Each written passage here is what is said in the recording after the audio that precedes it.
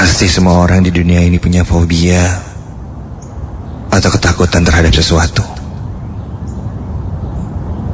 Tapi pernah tidak kamu takut dengan satu tempat, pohon di rumah tetangga kamu, sumur belakang, kamar mandi kosan, kuburan dekat sekolah, dan masih banyak lagi? Apa kamu pernah terpikir bahwa tempat-tempat itu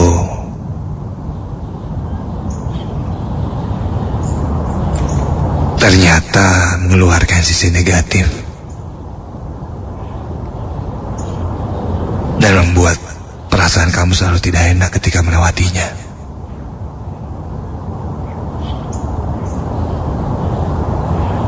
Dan sayangnya, perasaan itu benar. Memang tempat itu ternyata menyimpan satu misteri.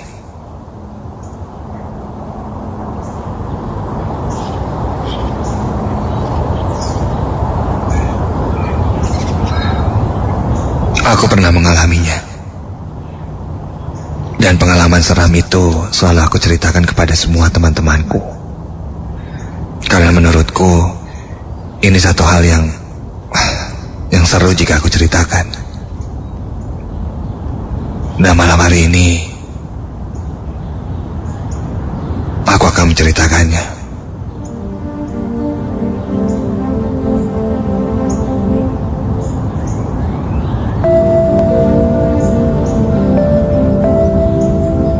Saat kecil dulu, aku tinggal di daerah Perbas, sekitaran Muhammad Toha, Cigereleng tepatnya. Waktu itu daerah Perbas belum ramai seperti sekarang. Masih banyak sawah, banyak tanah-tanah kosong. Mungkin karena dulu aku masih kecil, aku sering menganggap semua itu menyeramkan. Singkat cerita, dulu setiap maghrib aku selalu mengaji di sebuah masjid yang letaknya tidak jauh dari rumahku. Waktu itu umurku masih 10 tahunan. Dan jalan untuk ke masjid itu harus melewati sebuah sawah dengan sepasang pohon nangka di pinggirnya. Di seberang sawah itu berjejer tinggi menjulang 3 pohon kelapa. Berdampingan dengan sawah itu ada sebuah lapangan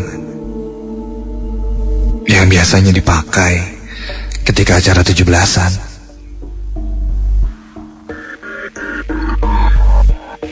Di depan lapangan itu ada pesansip kosong dan juga kandang kambing milik salah satu teman mengajiku. Setiap kali aku pulang mengaji, aku selalu takut untuk lewat sawah itu. Kata orang-orang, di lapangan itu banyak hantunya. Jadi setiap aku melewatinya, aku selalu berusaha berlari kencang dan tidak melihat lapangan itu.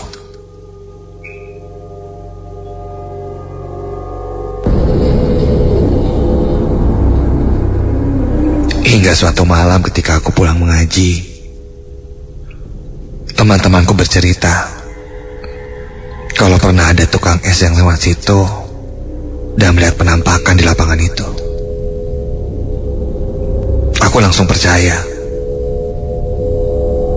Dan mulai hari itu aku selalu lewat jalan memutar kalau pulang ke rumah. Tidak apa jauh-jauh juga.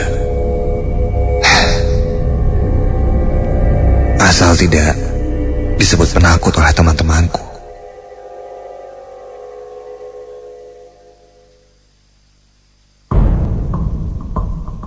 Suatu hari, ketika pulang mengaji, malam itu aku akan pulang menggunakan jalur memutar. kejauhan, aku melihat ada orang yang berjalan ke arah lapangan itu. Hah? Ada si Teteh, kataku. Karena nampak dari jauh orang itu mirip sekali dengan tetanggaku, Teh Nia. Rambut dan badannya sama, memakai t-shirt putih dan celana jeans. Lantas aku berlari mengejarnya, tapi tidak menyapanya. Aku pelan-pelan berjalan di belakang Teh Nia, tidak ingin terlihat olehnya. Agak sedikit malu saat itu jika aku ketahuan mengikutinya. Aku berjalan di belakang Teh Nia, hanya beberapa langkah. Kakiku berisik menginjak rumput-rumput kering di pinggiran sawah. Aku terus berjalan mengikuti irama langkah kaki Teh Nia yang santai berjalan di depanku.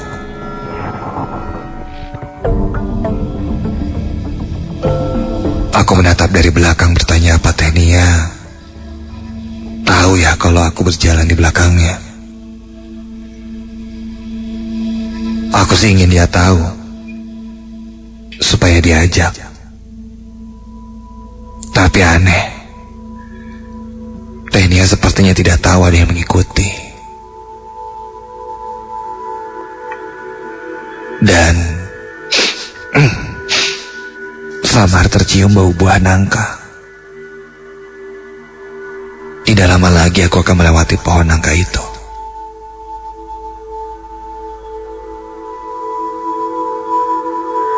Soalnya waktu itu dari kejauhan pohon itu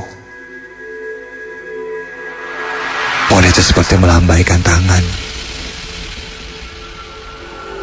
seperti mengajak aku mendekati pohon itu.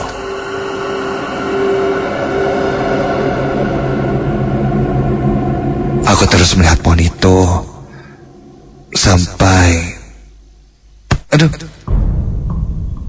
aku tak melihat badan Teh Nia di depanku. Hidungku mengenai punggung Teh Nia. Teh Nia yang tadi sedang berjalan tiba-tiba berhenti begitu saja. Aku tidak tahu dia berhenti karena aku tadi sedang melihat ke arah pohon itu.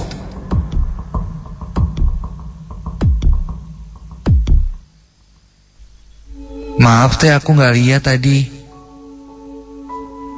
kata aku sambil menggosok hidungku dan mengusap mukaku.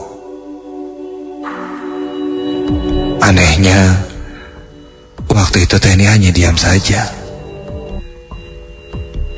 Teh? Teh? Tiba-tiba saja Teh Nia mengeluarkan suara tangisan yang membuatku mundur satu langkah dari Teh Nia.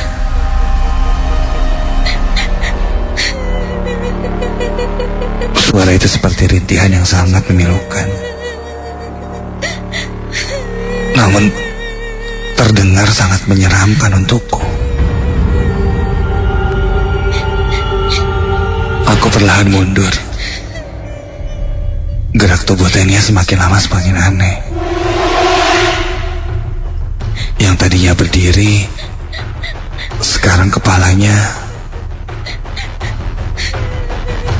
seperti melenggak-lenggok ke kanan, ke kiri, terkadang agak sedikit memutar.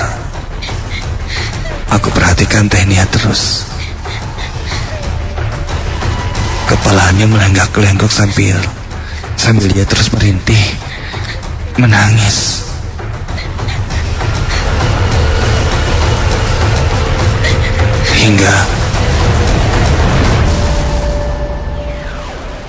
Hingga dia tiba-tiba menengok ke arahku. Aku langsung berlari sekencang mungkin dan langsung memutar jalan menuju rumahku.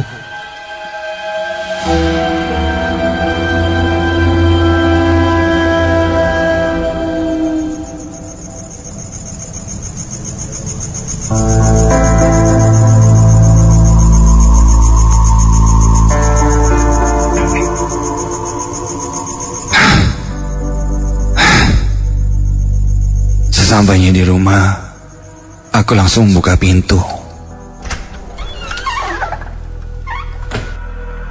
Dengan napas terengah-engah, orang rumah melihatku dengan tatapan heran. Saat itu aku menangis. Ibu dan kakak laki-lakiku menghampiriku sambil bertanya, kenapa aku menangis. Aku menceritakan semuanya pada ibu. Kakak laki-lakiku mengambilkan sebuah air putih. Ayah belum pulang saat itu. Ibu menyuruhku untuk berhenti menangis. Dan dia juga bilang bahwa Teh Nia sedang tidak ada. Dia sedang pergi ke Cisewu bersama keluarganya. Jadi aku lihat itu bukan Teh Nia. Setelah tenang, ibu menyuruhku tidur. Kakak laki-lakiku langsung merangkulku dan mengajakku masuk ke kamar.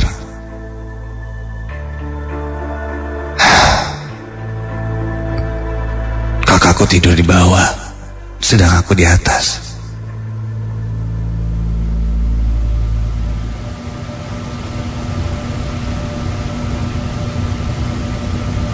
Belum ada 5 menit, kakakku langsung terlelap tidur.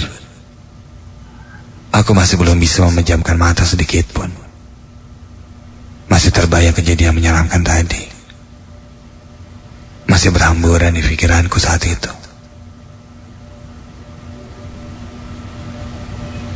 Dan tepat saat itu,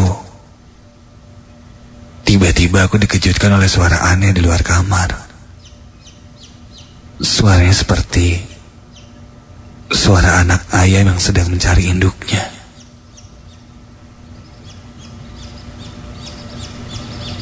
Suaranya itu seperti jauh di balik jendela atau di luar. Selama aku tinggal di sini, aku tidak pernah mendengar suara itu. Anak ayam siapa ya? Apa mungkin ini suara hantu? Hantu yang tadi? Aku banyak sekali bertanya-tanya di dalam benakku. Apakah ini benar suara anak ayam atau bukan?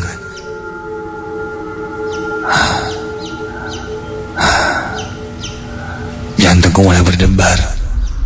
Aku coba menajamkan telingaku. Suaranya memang benar berada di luar jendela. Tapi aku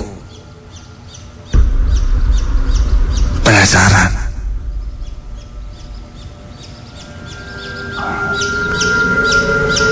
Dan rasa penasaranku ini semakin bertambah ketika aku merasa seperti ada yang menarikku untuk berbalik ke belakang. Entah kenapa, sepertinya aku ingin sekali melihat ke arah belakangku. Perlahan aku berbalik ke belakang dan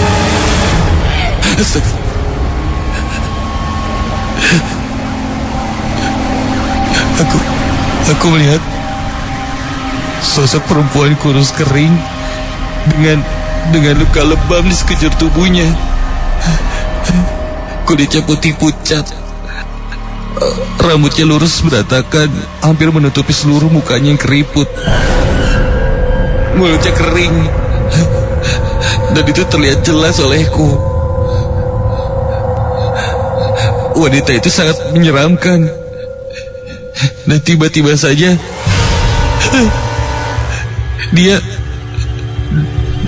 Dia membungkuk dengan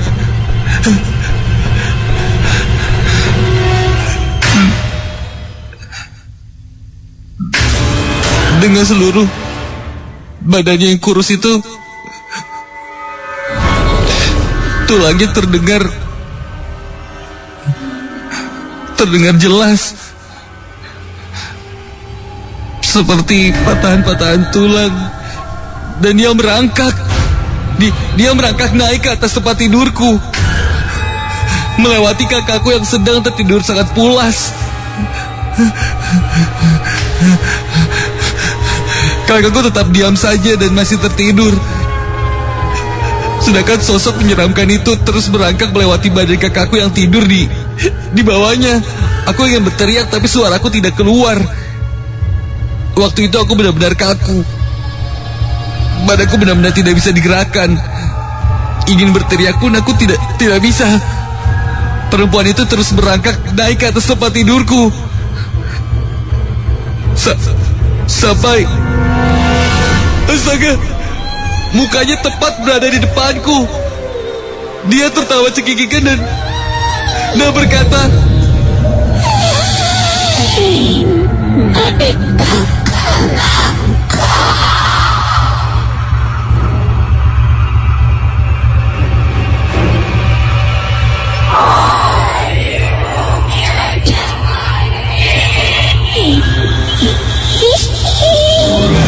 ya Tuhan, astaga, sosok menyeramkan itu mulai menarik tanganku. Aku berontak ketakutan, memanggil terus kakakku yang tidak bangun sedikit pun. Tenagaku mulai habis, aku mulai lemas, hingga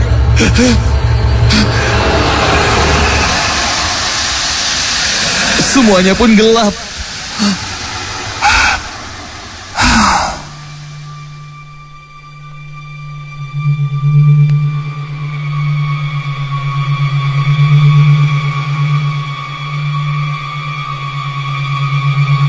Sayup aku mendengar suara ramai, teriakan dan ada tangisan. Aku mulai terbangun karena kebisingan itu. Ada apa ini? Aku perlahan membuka mata dan aku di mana? Kenapa aku ada di sini? Kenapa aku ada di pohon nangka? Kenapa aku ada di sawah? Aku melihat banyak orang di bawah pohon yang menyuruhku turun. Ada ibu dan kakakku. Aku menangis sejadi-jadinya. Kaget dan aneh bercampur menjadi satu.